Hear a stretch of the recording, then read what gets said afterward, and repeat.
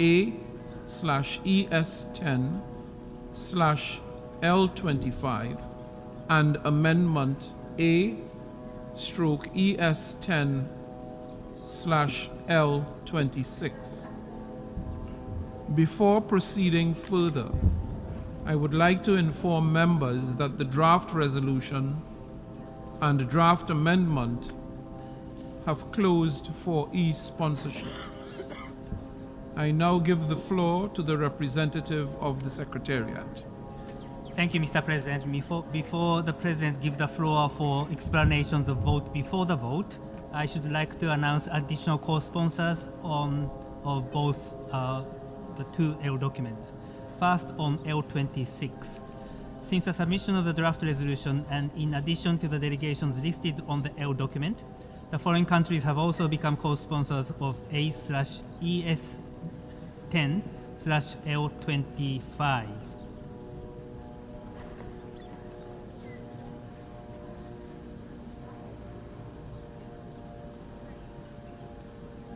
Bear with us.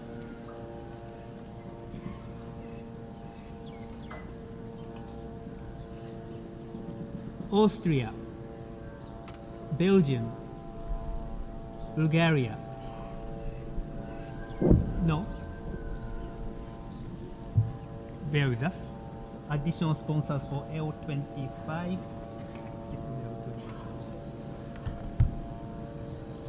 Bahrain, L25 additional co-sponsors. Bahrain, Bangladesh, Belize, Plurinational State of Bolivia, Botswana, Brunei Darussalam, Comoros, Cuba, Democratic People's Republic of Korea, Djibouti, Egypt, El Salvador, Indonesia, Iraq, Jordan. Those were original sponsors. I'm very sorry. Those were already on the L document. Additional co-sponsors are Azerbaijan, Bahamas, Chad, China, Gambia, Timor-Leste, and Uganda. Again, additional co-sponsors in addition to those on the L document are Azerbaijan, Bahamas, Chad, China, Gambia, Timor-Leste, and Uganda. If any other countries wish to co-sponsor L25, please signify by pressing the microphone button now.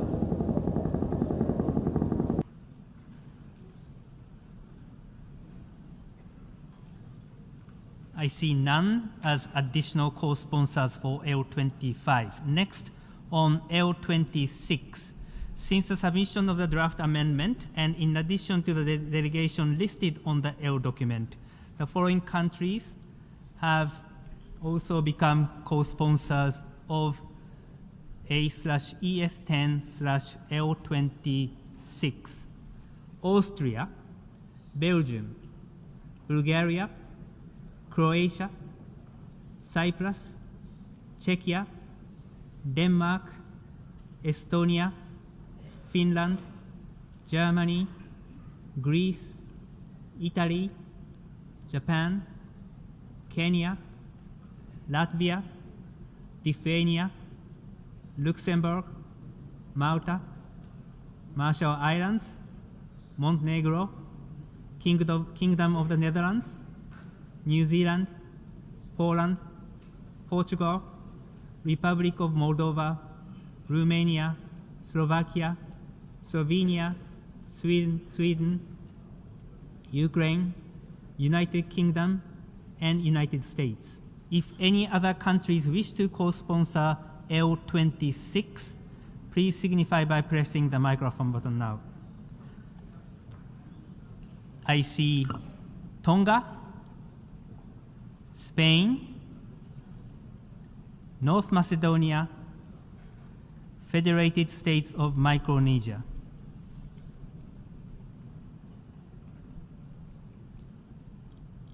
Thank you, Mr. President.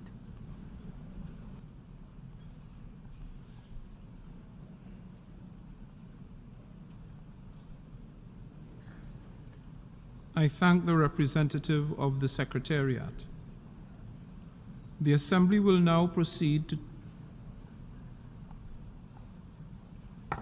The Assembly will now proceed to take action on the draft resolution contained in document A, ES10/L25, and the amendment thereto contained in A/ES10/L26.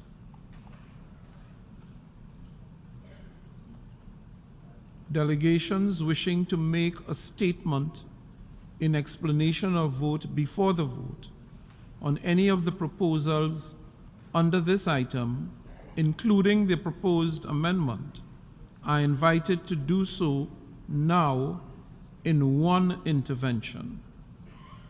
Before giving the floor for explanations of vote before the vote, may I remind delegations that explanations of vote are limited to 10 minutes and should be made by delegations from their seats.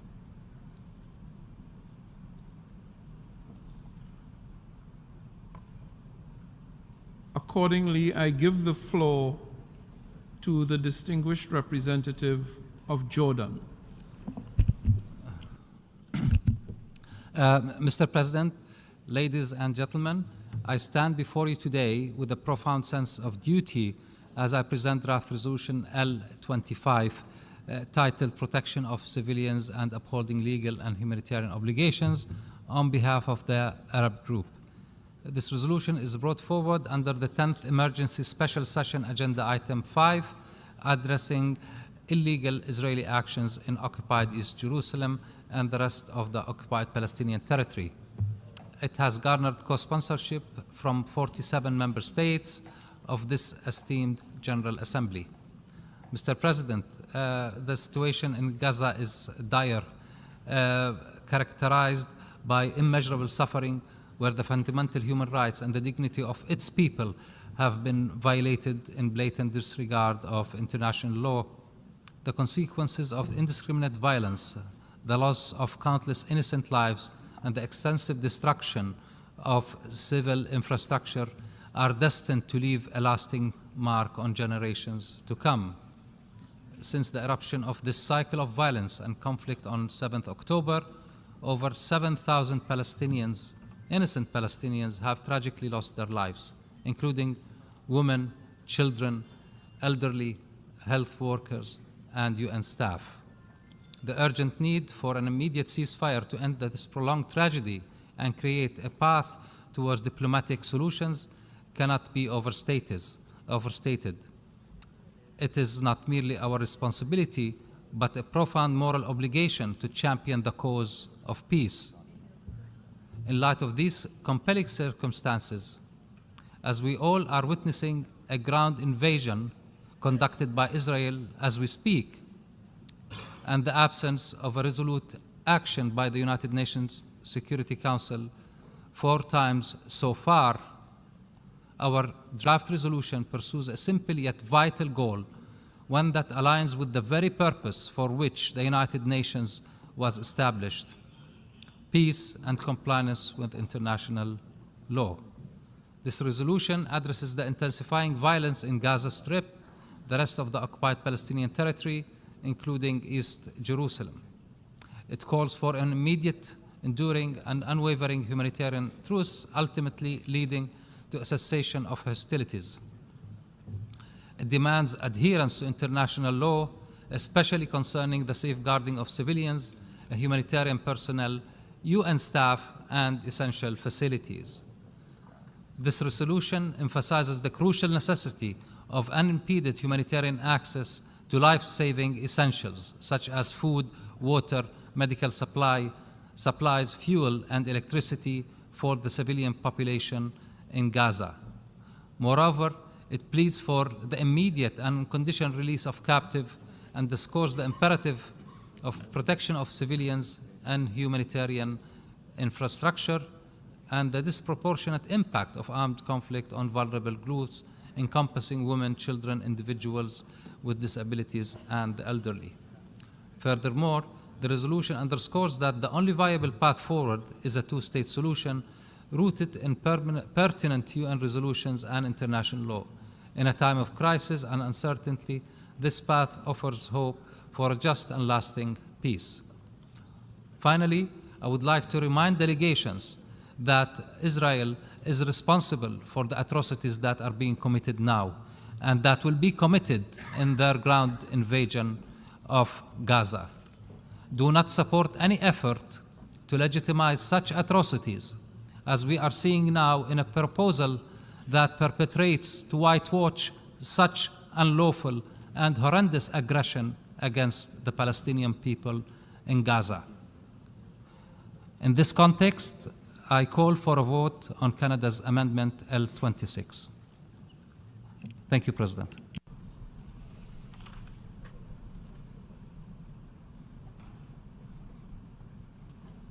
I thank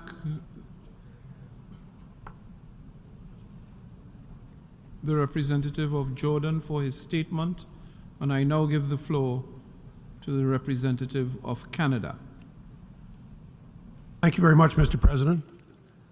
We meet here today to take action and to show the people of Gaza and the people of Israel that we see their plight, the devastation they are facing, and the need to find ways to get more urgent help to them given the gravity of their despair and to deal with the causes of that despair.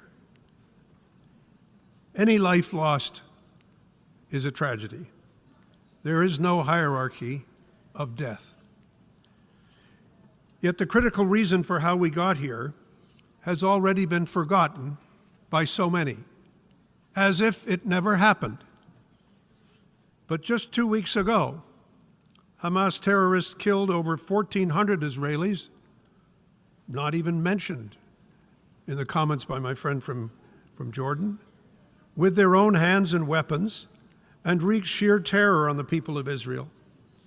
The ongoing threats of Hamas, Iran, its proxy Hezbollah, and others continue to hang over the entire region. Since that day, October 7th, over 7,000 Palestinians. And just 3 days ago, when I spoke to the Security Council, it was over 5,000. So we can see the need for a rapid response from this organization to deal with the humanitarian crisis. Those who have been living under Hamas's tyranny have been killed, and over 1 million are displaced.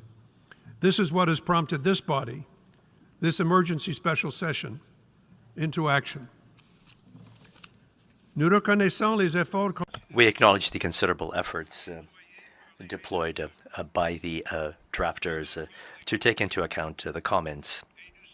And we are grateful for those efforts, which have certainly made it possible to considerably improve the text. Unfortunately, Canada cannot support the text as it's currently proposed. We cannot act as a General Assembly of the United Nations without acknowledging the terrible events of the 7th of October and without condemning the terrorists who are responsible for this. And that is why Canada is presenting an amendment to the resolution presented here with a view to condemning the terrorist attacks carried out by Hamas of the 7th of October and the hostage-taking which continues. If the amendment is not adopted, not only will the Security Council, not only would they not have acted following this violence, but this organ will adopt a resolution which doesn't even mention anywhere the organization which is responsible for one of the worst terrorist attacks in history, and we will all have to live with that failure while the tragedy continues to unfold. The purpose of this amendment is quite straightforward. It is not by any means a whitewash of anybody. Facts are facts. On October 7th, Hamas committed acts of terror by killing and kidnapping innocent men, women, and children. We in this assembly have an obligation to name two things not mentioned in the draft resolution. The organization that bears responsibility for those events and its consequences, and the deliberate cruelty of the murders and the hostage-taking that is still underway. Our amendment does just that, no more and no less. The actions of a terrorist organization are not to be confused with the will of the Palestinian people. Nothing and no one can justify the terror that Hamas has unleashed. We continue to call for the immediate release of hostages and demand that they and all civilians be treated with compassion and humanity. 41 member states have nationals being held hostage. What is undeniably an ongoing war crime has to be brought to an end. We all understand in this chamber that war has rules. We share a common obligation to protect civilians, to respect international humanitarian law, ensure that aid workers are safeguarded in all circumstances. Civilian deaths in Gaza, including of employees of the United Nations itself, are tragically and unacceptably high, and we urge the steps required to deal with the rapidly deteriorating humanitarian situation. Unimpeded access to assistance is essential, which is why we specifically endorse the need for humanitarian pauses. We commend the United States, Egyptian, and Israeli efforts to allow the first deliveries of humanitarian assistance through the Rafah border crossing. This has been a positive first step, but much more is required, and much more needs to be done. To date, we've committed $60 million from Canada in humanitarian assistance that will go to trusted UN and Red Cross partners who will help address the immediate needs on the ground. We will continue to ensure that our support helps provide food, water, and other life-saving assistance to those who need it most.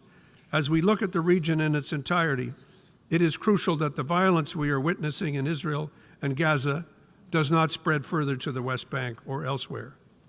The fragile situation along Israel's northern border with Lebanon is concerning to all of us, and more than ever, regional escalation remains a real threat. It is our hope that neighboring countries are not brought even deeper into this conflict.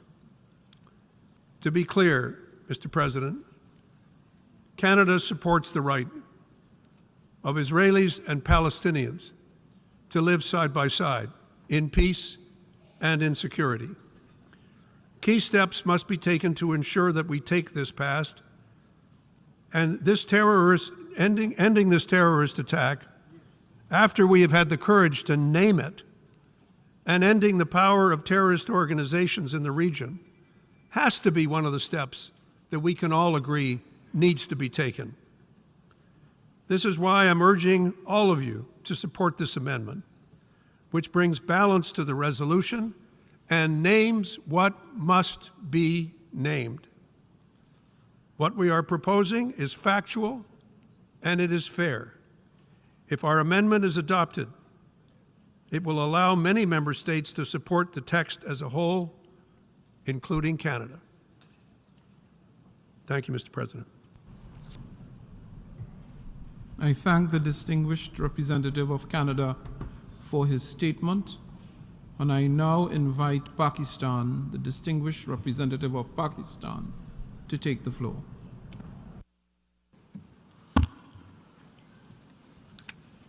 I thank you, Mr. President.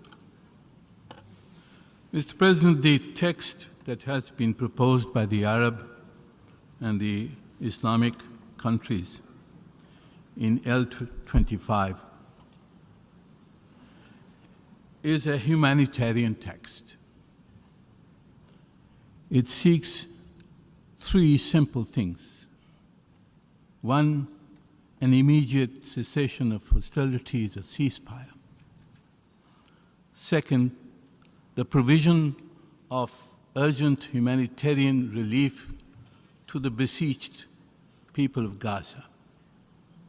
And third, a stipulation against the further displacement of the 2 million people in Gaza, trapped between Israel's bombs and its tanks. Mr. President, the co-sponsors of L25 have been circumspect in the language that has been used in document L25. The document has not condemned Israel by name.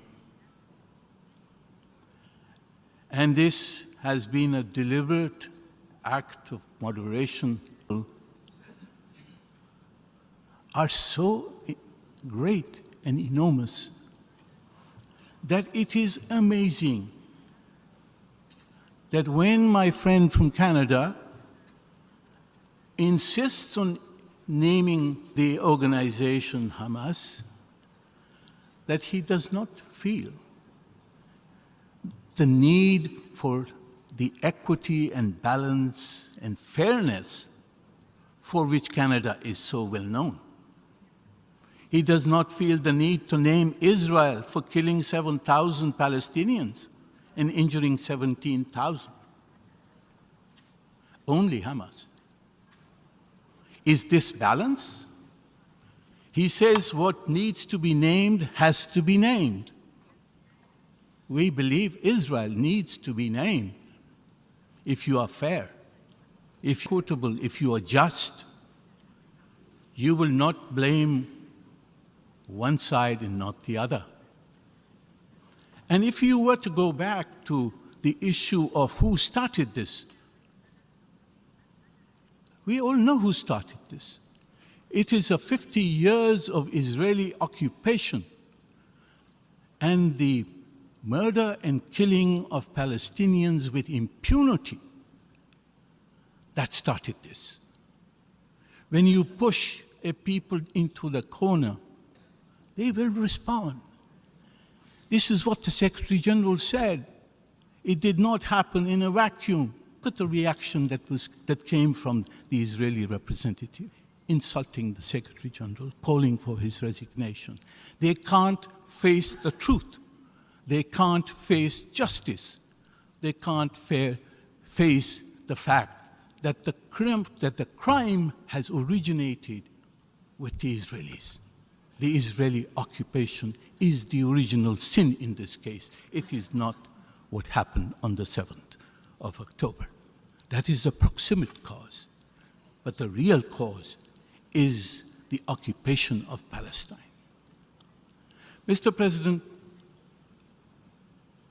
it was not our purpose to name anybody in this text. My colleague from Canada says, well, the hostages, we don't speak of the hostages. The text does speak in balanced terms for the release of all who are held against their will. But not only the Israeli hostages, also the Palestinians. They have the same rights. They are human beings too. And if you only focus on your kith and kin in Israel and forget the Palestinians because they are different, are they people of a lesser God? I think if Canada was really equitable, it would agree either to name everybody, both sides who are guilty of having committed crimes, or it would not name either, as we chose in L25 not to name anybody. But if the Canadian amendment passes, Pakistan will withdraw its co-sponsorship of L25, and we will submit an amendment to the text of the resolution, which will strongly condemn all indiscriminate attacks the occupying, not to show that you are biased against the Palestinian people who have suffered 50 years of occupation, that you are even-handed, that you will either name both or you will name neither in this draft resolution. Our purpose is to stop the fighting. the fact that we have reports today that the Israelis have gone on the ground into Gaza, which will escalate the fighting. It is all the more reason for this General Assembly to pass a resolution which is unequivocal in calling for a halt to the fighting, to the hostilities, and that is what we must do this afternoon. I thank you, Mr. President.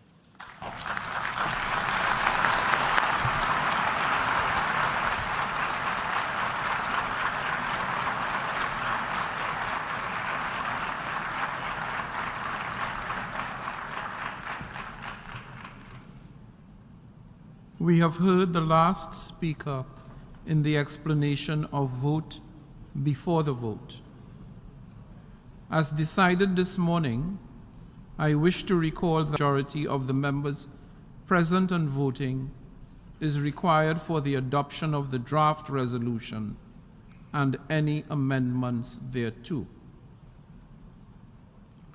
Before proceeding to take a decision on draft resolution A/ES10/L25 in accordance with Rule 90 of the Rules of Procedure, the Assembly shall first take a decision on draft amendment A/ES10/L26 submitted by Canada.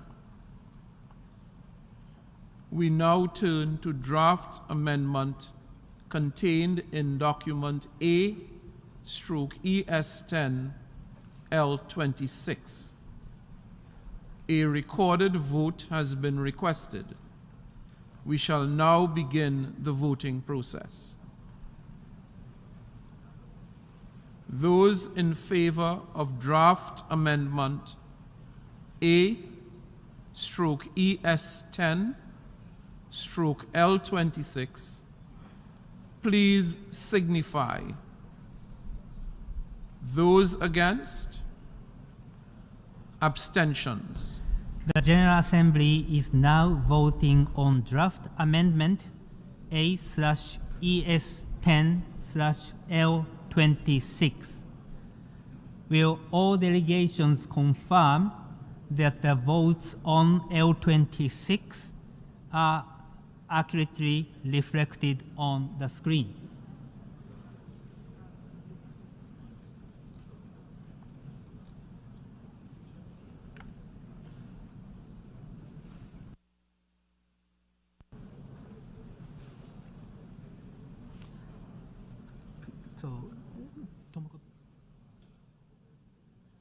So no two-thirds, rejected. Right. And I will ask, having failed to obtain a two-thirds majority, it's not adopted. I'll just, yeah.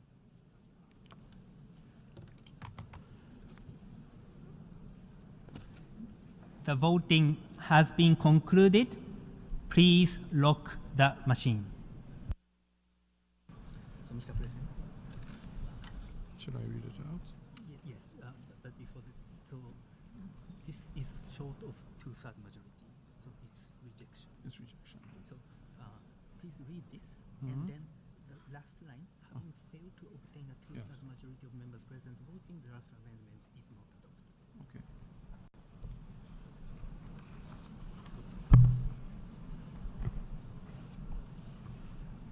The result of the vote is as follows. In favor, 88, against 55, abstentions 23. Having failed to obtain a two-thirds majority of members present and voting, draft amendment A/ES10/L26 is not adopted.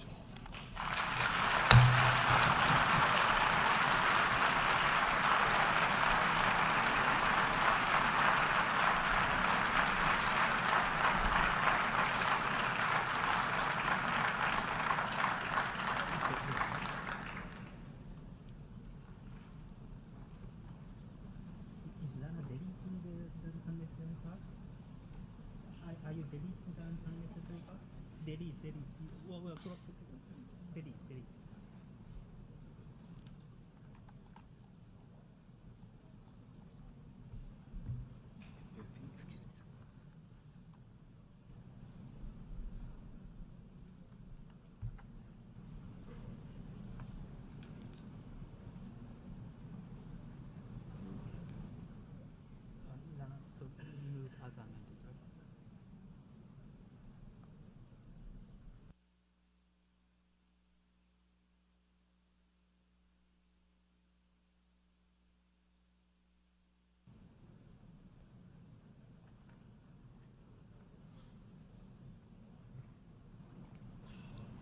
Since draft amendment A/ES10/L26 is not adopted, we shall proceed to take a decision on draft resolution A/ES10/L25.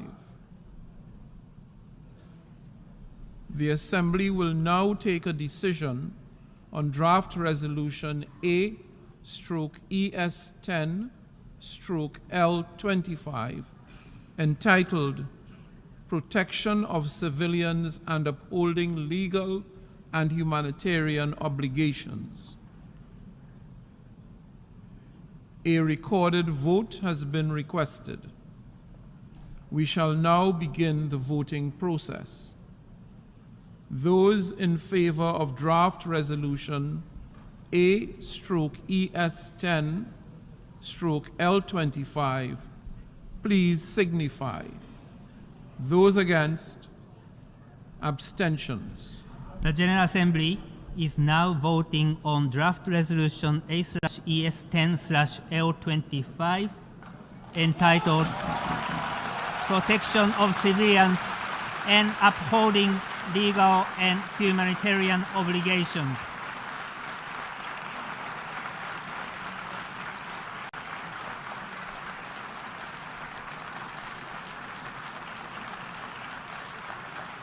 Will all delegations, before I lock the machine, will all delegations confirm that their votes are accurately reflected on the screen?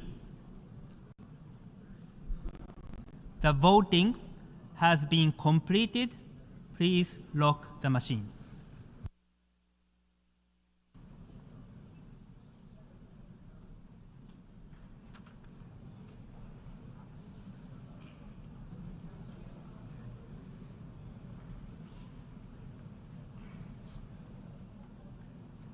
The result of the vote is as follows.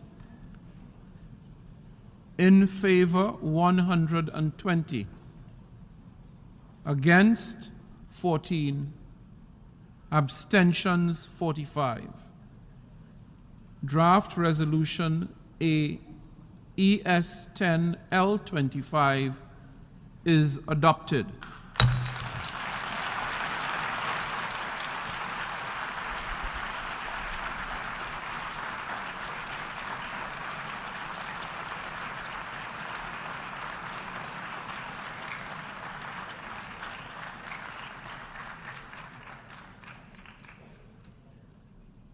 Before giving the floor for explanations of vote after the vote, may I remind delegations that explanations of vote are limited to 10 minutes and should be made by delegations from their seats.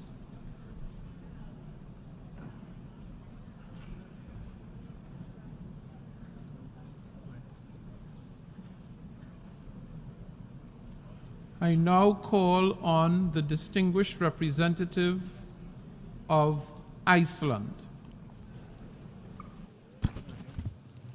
Mr. President, we are convening this emergency special session against the backdrop of another great tragedy for millions of Israelis and Palestinians and a disappointing impasse in the Security Council.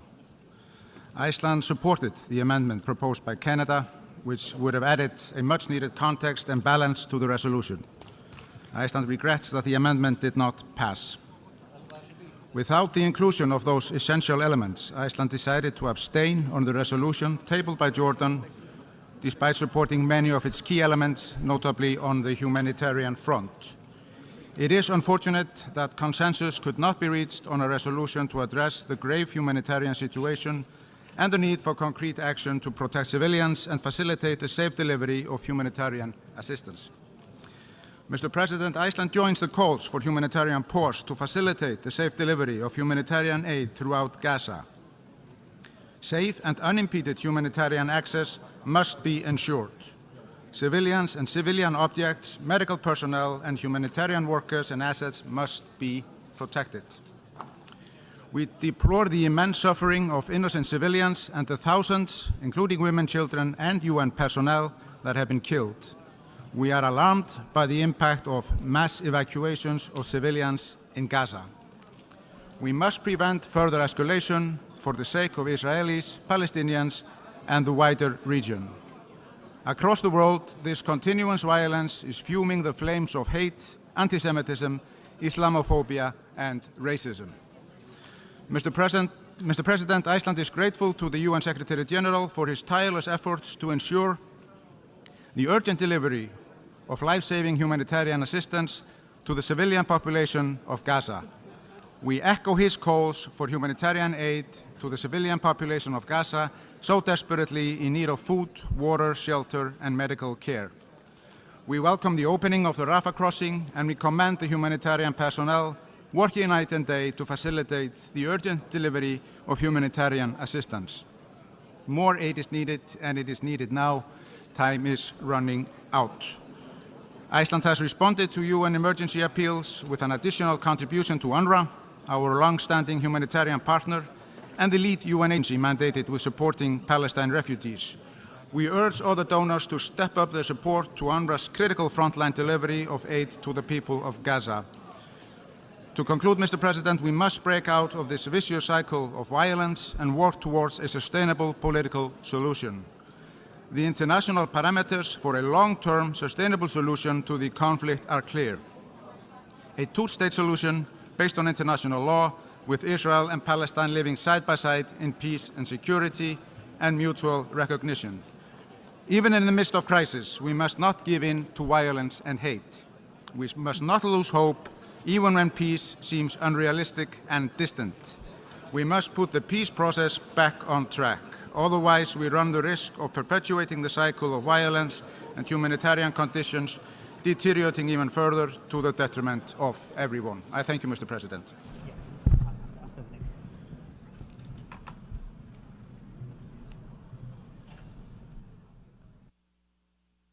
Before giving the floor to the next speaker, you may wish to ask delegations to remain seated to listen to other speakers. It's been just quite long. Distinguished delegates,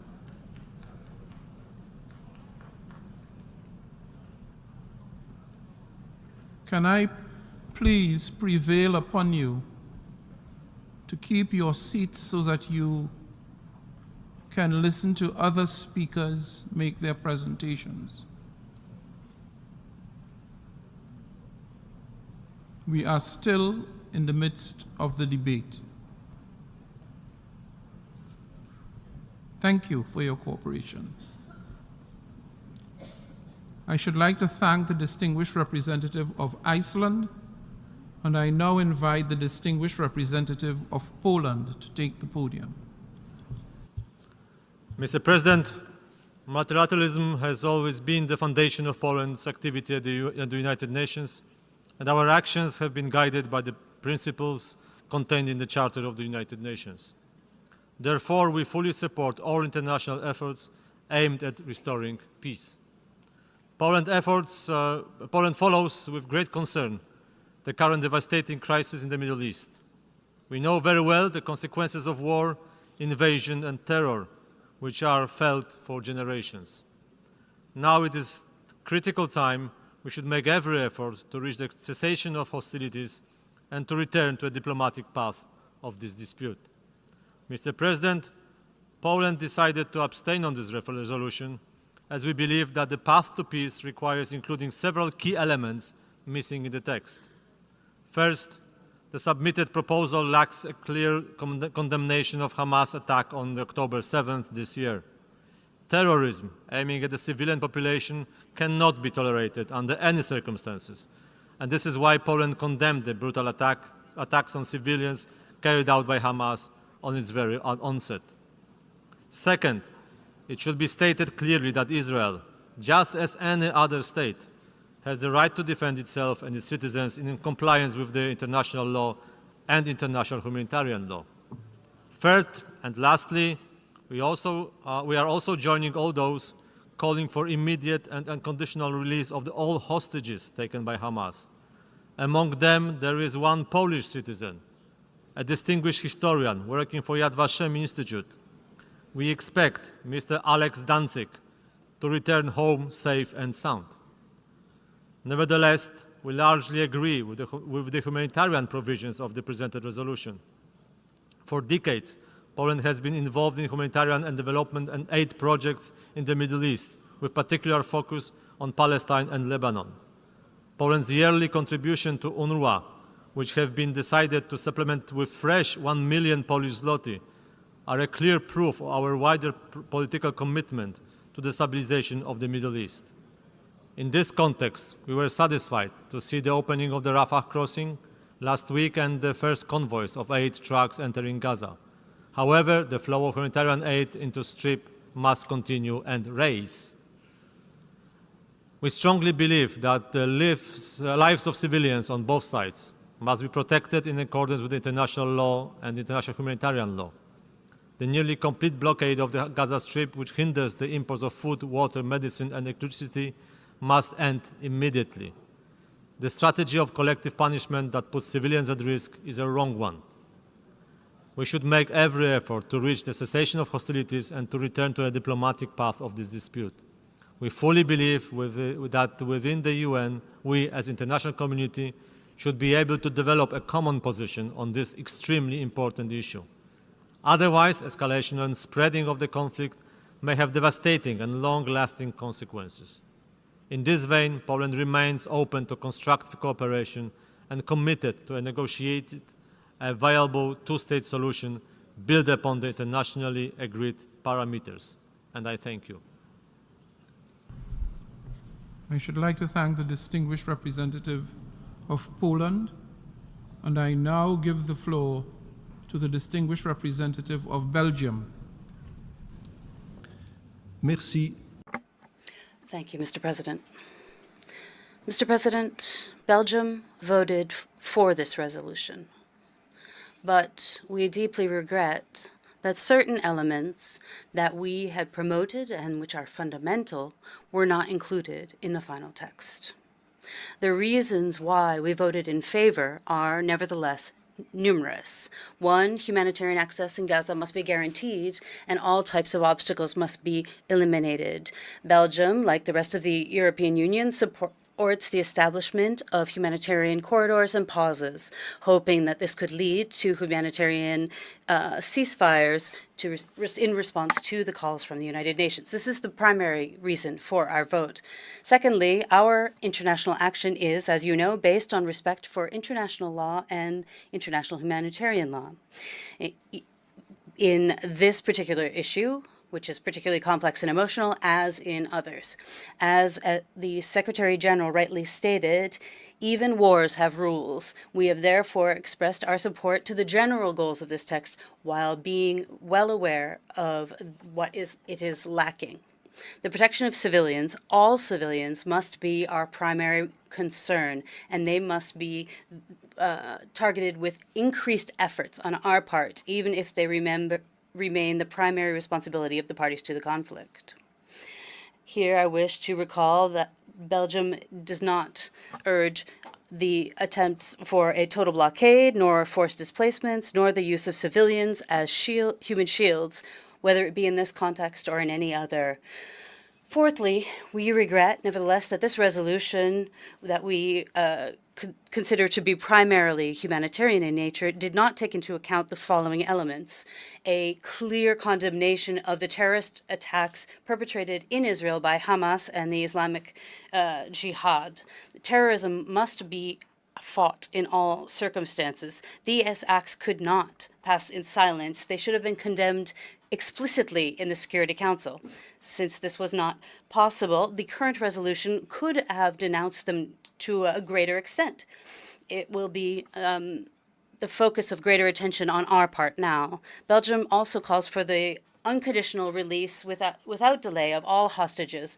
Such an act, which runs counter to international humanitarian law, could have been dealt with in a more explicit manner, and I commend those who are currently working to free the hundreds of innocents currently detained by these terrorist groups. Belgium recognizes unequivocally the right of Israel to defend itself. This incontestable right under international law must be carried out in respect of international humanitarian law, and this should also be included in an explicit manner. In conclusion, I wish to recall that we do not consider that the security of Israel and the legitimate aspirations of the Palestinian people to be mutually exclusive.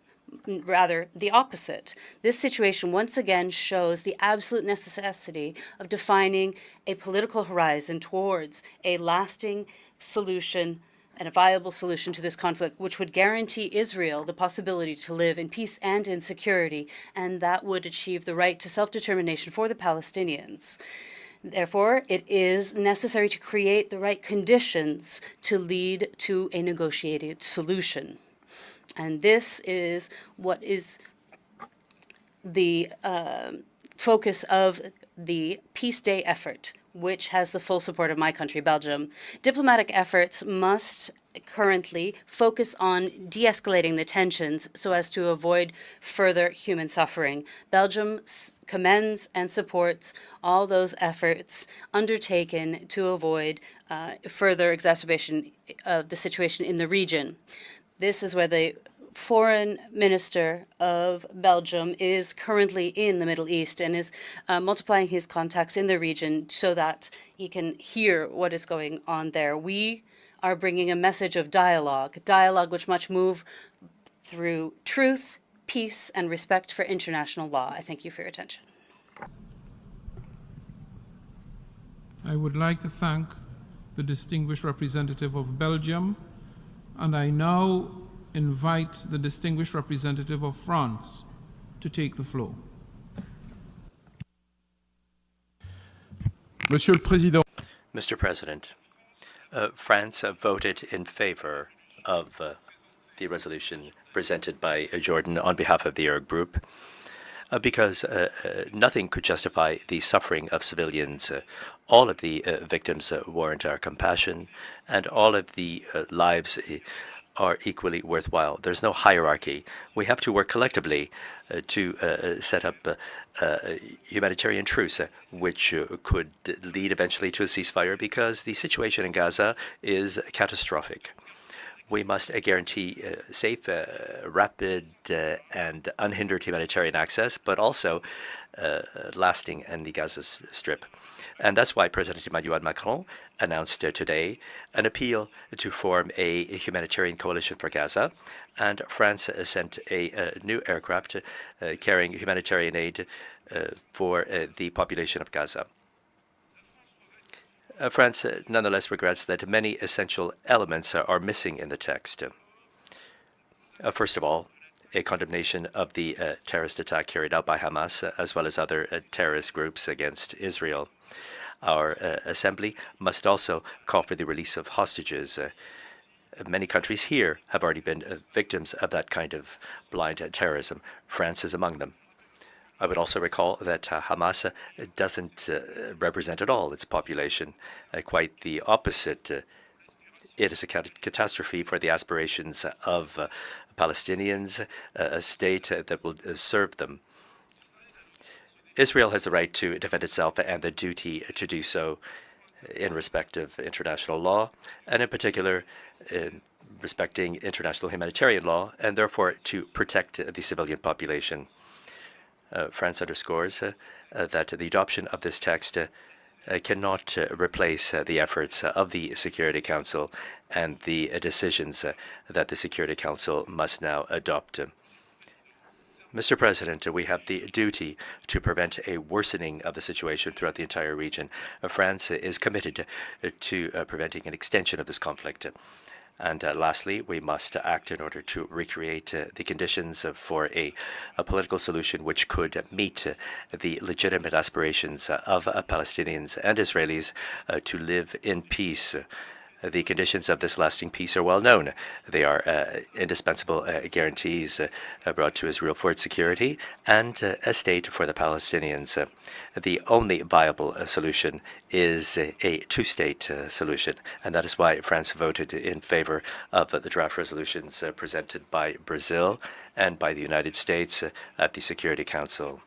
And that is why it hopes that the Security Council will reach as soon as possible a just decision which is based on our common principles. Thank you very much. I should like to thank the distinguished representative of France and now invite the distinguished representative of the Kingdom of the Netherlands to take the floor. Mr. President, I thank you for convening this emergency special session and for recognizing that these are extraordinarily trying times. Mr. President, we are shocked by the number of innocent lives lost and the suffering of many more people. Every civilian life is valuable, and each civilian casualty is one too many. Our thoughts are with all the victims, Israeli and Palestinian, and their families. None of us can even imagine the scale of the humanitarian challenge in Gaza. There's an urgent need to secure safe and unhindered humanitarian access. Food, water and fuel, including for hospital generators, must be allowed in immediately, as well as medicines for the many that desperately need them. Humanitarian pauses in the fighting are urgently needed to make this possible and to save lives. And funding is needed, as also follows from the UN's urgent appeal for more international assistance. The Kingdom of the Netherlands has already stepped up its humanitarian response. We have immediately committed an additional 25 million euros for urgent humanitarian relief, 8 million euros of which is for UNRWA and comes on top of our annual contribution of 19 million euro. Mr. President, we would also like to pay tribute to UN staff and all humanitarian workers that continue to do their work under extremely difficult circumstances, and offer condolences for the staff that lost their lives while doing so. We all need to work to prevent this conflict spreading even further, and we call for restraint by all parties. This is not a time to put fuel on the fire. We're also worried about the situation in the occupied West Bank, where settler violence is aggravating an already tense situation. The Palestinian Authority is working to maintain stability and deserves our full support. Mr. President, we are grateful to Jordan for their efforts to introduce a resolution that gives voice to so many of the grave concerns shared by us all. We welcome the strong condemnation of all acts of violence against Palestinian and Israeli civilians, the call for immediate humanitarian access, the demands for provision of essential goods and services to civilians throughout the Gaza Strip, as well as the demand that all parties comply with international humanitarian law and international human rights law. These messages have our full and strong support. Still, we have decided to abstain on the resolution because important elements are in our view missing from the text. First, following the terrorist attack by Hamas, we support Israel's right to defend itself, a right that needs to be exercised in line with the principles of proportionality and necessity. And second, the immediate release of all hostages is an utmost priority and is insufficiently reflected in the resolution. Also, we prefer to look at existing UN mechanisms first rather than call for the creation of a new mechanism to ensure protection of the civilian population. Mr. President, the mere thought of this situation spiraling further out of control is frightening. We must urgently address the humanitarian needs. We must urgently break the cycle of violence, and we cannot give up on peace and on the two-state solution. We all know that a common perspective on sustainable peace and security for Israelis and Palestinians alike is the only way forward. I thank you. I should like to thank the distinguished representative of the Kingdom of the Netherlands, and I now invite the distinguished representative of Bulgaria to take the floor. Thank you, Mr. President. Bulgaria is gravely concerned with the rapidly deteriorating humanitarian situation in Gaza and calls for continued, rapid, safe, and unhindered humanitarian access and aid to reach those in need through all necessary measures, including humanitarian corridors and pauses for humanitarian needs. We underline the importance of ensuring the protection of all civilians at all times in line with international humanitarian law and deplore all loss of life, of civilian life. However, we must also recognize that the heinous and indiscriminate terrorist attacks of Hamas across Israel, which we condemn in the strongest possible terms, brought unimaginable suffering of civilians. The use of civilians as human shields by Hamas is a deplorable atrocity. We call for the immediate and unconditional release of all hostages. There is no justification for terror, and Israel has the inherent right to defend itself in accordance with international law and international humanitarian law. Unfortunately, the resolution that was just adopted falls short of recognizing that, and for those reasons, Bulgaria abstained on it. The priority now is to prevent further escalation of the conflict. The international community should invest more efforts in creating a real political horizon for a solution through intensive outreach and clear messages. We remain committed to a lasting and sustainable peace based on a two-state solution and the relevant resolutions of the UN Security Council. It must be made clear that there cannot be a military solution to the Israeli-Palestinian conflict. The only way towards a just and sustainable peace is returning to the peace process and taking it forward. Thank you.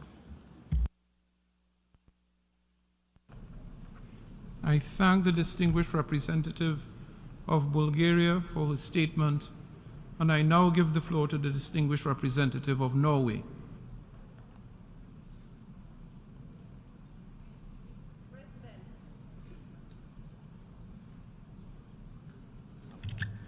Norway voted in favor of the resolution just adopted. We commend the Arab group for its efforts to act in good faith and search for a compromise on some of the most sensitive issues. We would like to highlight two important elements that we wanted to have included in the resolution. First, Norway voted in favor of the amendment proposal introduced by Canada. We regret that the amendment was not adopted as part of the resolution. Norway has unequivocally and strongly condemned the terror attacks by Hamas in Israel on 7 October. We have also condemned the taking of hostages, and we demand their immediate and unconditional release. Second, we would like to reiterate that Israel has a right to defend itself against armed attacks by Hamas.